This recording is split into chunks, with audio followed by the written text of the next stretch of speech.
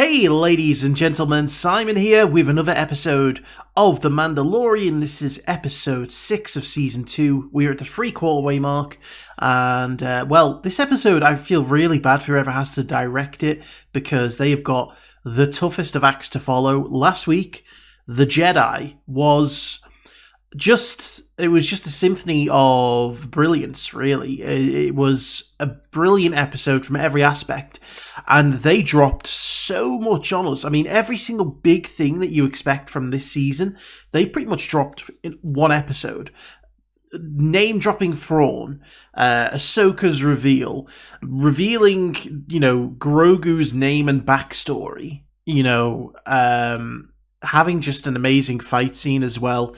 It really was a great episode. And, I know that Dave Filoni, a lot of people were a bit iffy on his directing in the first season, but you can't doubt that he did a fantastic job in that episode. From, the scenery to, the characters to the soundtrack. It was just great from the first minute till the last. And it was a long episode. It was the longest, I think, the show has had so far, and it was brilliant. And like I said, we got so much information. We learned the child's name, and I was mistakenly saying Grogu, but it's Grogu. As in Goo Goo Gaga, because he's a baby. I just realised that now. But we've also, been given a purpose now for Grogu and Din Djarin to go to Tython, which is a level that appears in the Old Republic, in the Jedi setting, I believe. It's one of the first planets you visit.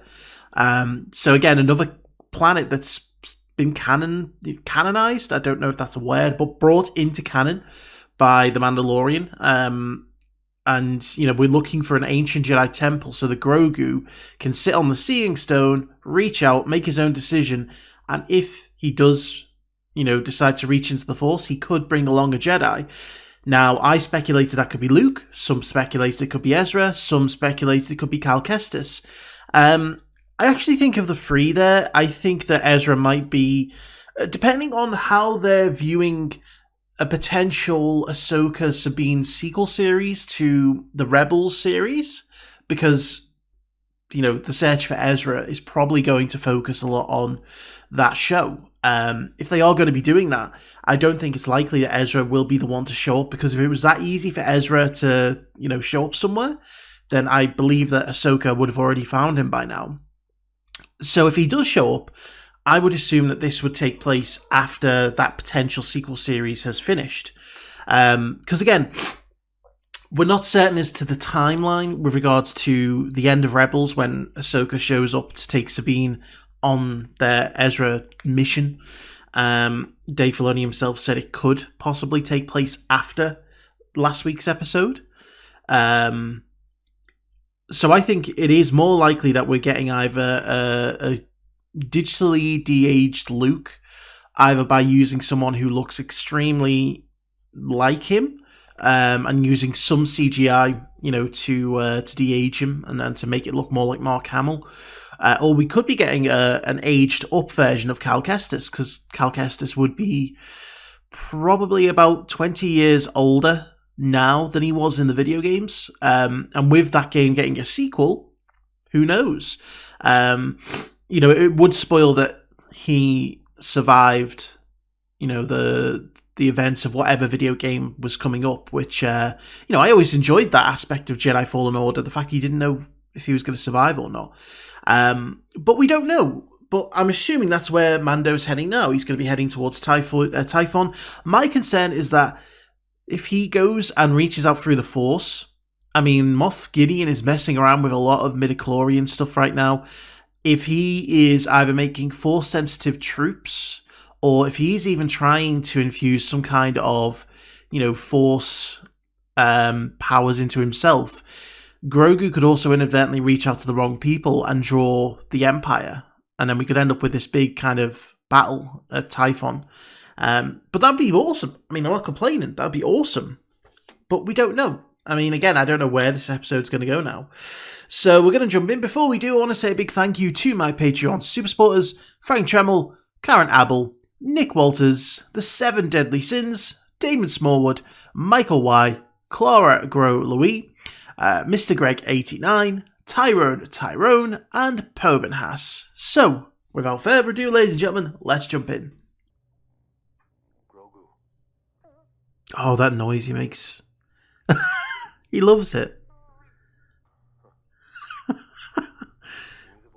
It's these little human moments that just really make this show great. It's something a lot of filmmakers and TV makers fail to realise, I think. Too much action, not enough human moments.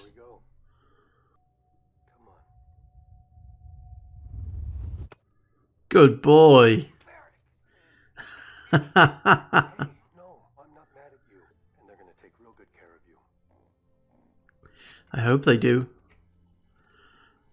Well, then again, I hope they don't. I want him to stay with Mando. What's this called? Oh no, the tragedy? That's not good. Looks like we're going to have to travel the last stretch with the windows down. Oh, that's such a cool saying.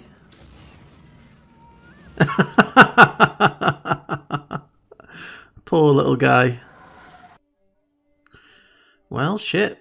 I wasn't expecting this to be at the very beginning of the episode, if I'm being honest.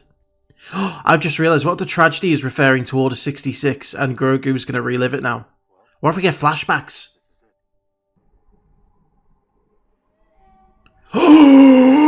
That's Slave One! What is Slave One doing here? I didn't realise it was still... What? Is that... It's still with Boba? Huh? We don't have time for this. We got to get... Oh! Oh no. Oh, okay. Oh shit. What's going on? Snap out of it, kid. That's Boba.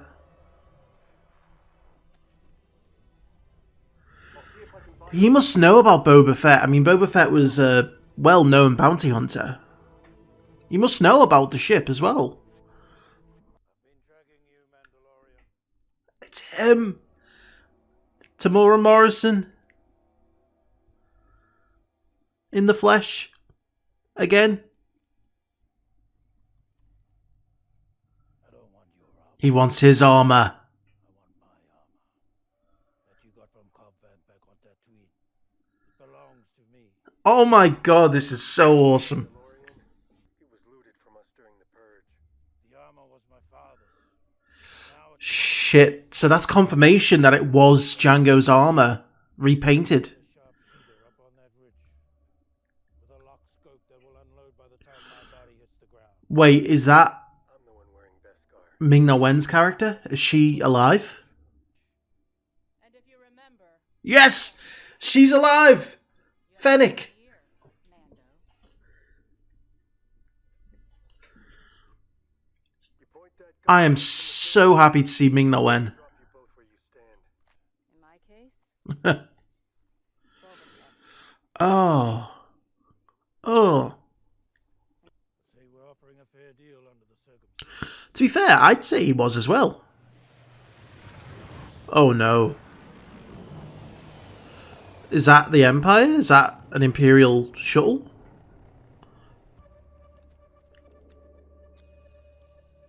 That's got to be Imperials. It looks like an upgrade on the TIE. Oh shit. Yeah. It's like a precursor to the... Oh, the First Order shuttle.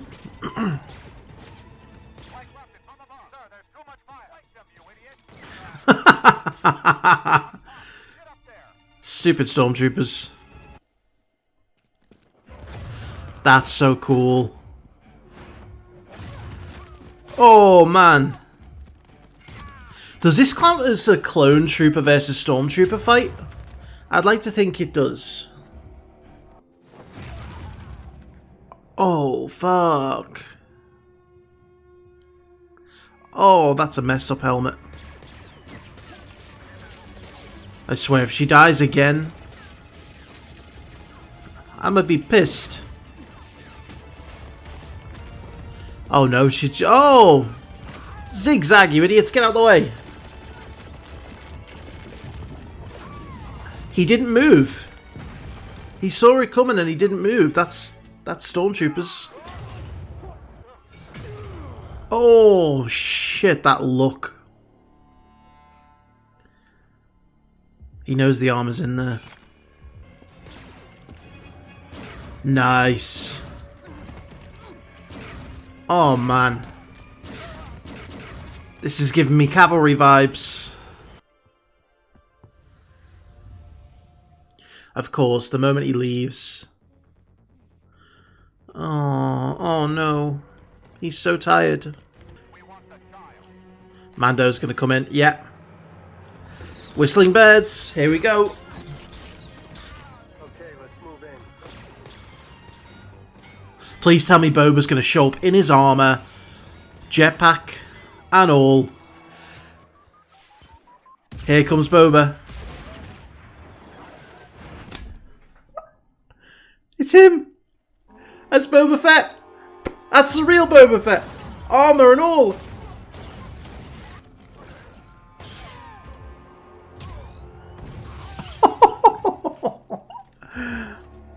Rocket. It's rocket time. He's got whistling birds in his knees. It's going to crash into the other one. Oh, that's so cool. I was aiming for the other one. Oh no. Oh, that's Moff Gideon. Oh, no. What? No. The Razor Crest, that's the tragedy. Have the Dark Troopers been engaged? Dark Troopers. Momentarily. Oh, they look so cool. Yeah, they look just like in Rebels. Just a little bit, you know, they're not as wide and stumpy. Oh, they're going to be gone by the time he gets up there. No, come on, Baby Yoda. Grogu. Come on, Grogu. No. Oh, man, just to see that ship again, though. And those sounds. Heading down. Oh, no. And they've gone to hyperspace. Oh. He is going to kill the shit out of Moff Gideon. The spear. He's going to kill him with that spear. Your father was a foundling. Shit. Even fought in the Mandalorian civil wars. He was a foundling. To you. Not quite. How so? They promised the child to be safe. In exchange for the return of my armor, we will ensure the safety of the child. The child's gone. He's going to honor his word, though. Till he is returned to you safely, we are in your debt. Oh, shit. Boba Fett has some honor. Yeah, we're getting the crew together. We're on is this Navarro? I knew this had happened to everyone who we've met earlier on. Marshal of the New You know. Republic. Last name Mayfeld. Apprehended near the Delestry system on a daring Mayfell. Oh shit, that's yeah, oh shit. Serving 50 years in the Carthon chop fields for spring the prisoner himself. He's gonna try and get Bill Bear's help. And a Republic officer.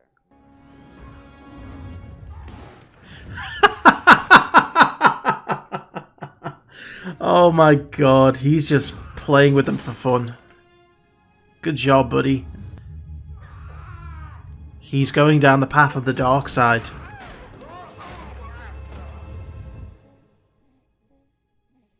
Oh no, buddy. Oh, don't you touch him. Have you ever seen one of these? Oh, it's the Darksaber again. Years past.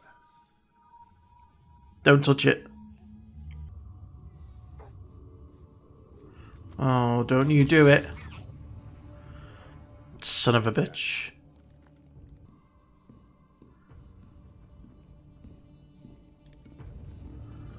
Look at the tiny shackles. Well, Robert Rodriguez, who directed this episode, I said you had a tough job. You did have a tough job, but you did a damned fine job, because this was another brilliant episode. And it had a lot of stuff that I wasn't expecting. I was expecting a more kind of transition-y type of episode, more kind of episodic episode that gave us a bit of a breather from last episode to build us to the last two. Very much like, I guess, last season we had the prison ship episode before we had the final two, and it was a nice kind of break from the ongoing main story to get us ready for what was coming up. But we're just pushing on through with the good stuff here.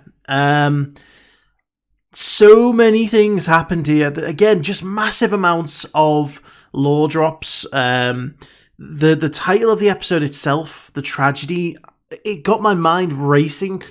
It's one of those, the title immediately makes you think, oh no, this is not good. It makes you think the tragedy can only mean bad things for the episode and for the characters. And that's exactly what happened here. I was thinking at first, okay, well, maybe the tragedy is referring to Order 66. Maybe Grogu is going to go onto the Seeing Stone. He's going to look into the past, and he's going to see that again. And I was thinking, man, can you imagine if we got some flashbacks? We find out who it was who took him from the temple. We see who it was who trained him. That has a lot of potential for such cool nostalgia, And this is how you do fan service, Boba Fett coming back, Slave One coming back, Boba in the armor, Ahsoka, everything that's been done here, it's all been very well written. Fan service, and this is the difference. I don't really want to go into too much trying to compare this to the sequels, because it's very difficult to try and compare a TV show to a movie, because the formats are massively different, the budgets are different, just the way you have to script it is different. But when doing fan service, the sequels was kind of an example as how to not do it necessarily. It's like everything is in your face and everything is kind of obvious. It's like, look at me, I'm a callback to the past. Whereas with this, it's been very slow, very gradual, and it's fit with the narrative of the story. It's a natural progression from episode 1. Mando goes and finds someone who's managed to take Boba Fett's armor. He doesn't have any interactions with Boba Fett. He doesn't even really know who Boba Fett is. And, by the end of that episode, he has the armor. Boba, on the edges, the periphery, sees it. And 5 episodes later, Boba comes back to find him for a story purpose. He wants the armor. But then it ties it in so well. I never thought I'd be saying this, whether it was last season, this season, or half an hour ago. Boba Fett and Din Djarin are going to team up. They're going to team up. Boba Fett and the Mando. That's crazy. That's amazing. And it was nice to actually see and hear Boba Fett talk about his dad, the history of the armor, and to show that even though he's a bounty hunter, even though we've had no reason to believe that he's got any kind of redeeming qualities in him, his sense of honor is still so much that he's willing to honor the deal to the extent that he's going to go and help get the child back from the Empire. And it does appear as though he has some kind of a Mandalorian creed to him. His dad, Django, they said, was a foundling. Now, he may not have followed the path of the Mandalorian to the T that Din Djarin did. But, I mean, that's got to count for something, He also confirmed that his armor is just a repaint of Django's armor, which is something that has kind of been up in the air for the longest time. We were never sure whether It was a case of, is that new armor modeled to look like Mando armor? Is it Django's armor passed down and repainted? Which is kind of weird when you consider the fact that he would have had to take his dad's head out of the helmet, and then probably, disinfect the inside and then repaint it and whatnot. We lost the Razor Crest. I couldn't believe it when the Razor Crest has been one of the most iconic things from this series. It's not the most beautiful looking ship. It's never going to be as iconic as the Millennium Falcon, but my God, was it a great Star Wars ship. It was unique. It fit, Mando's character, and it's seen some shit this season. And it's one of those, it's almost like a character in of itself, and you don't expect it to just go just like that.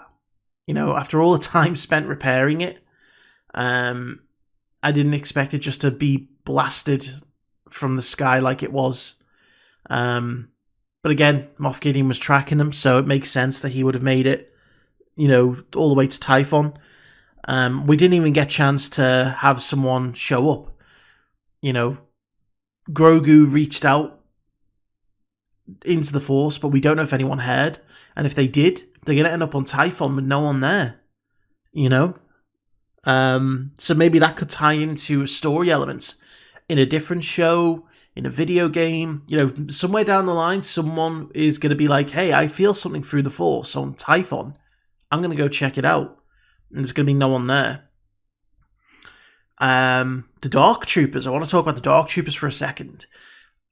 So people were hypothesizing about, why they had Grogu. I'm going to have to get out of this habit of saying Baby Yoda.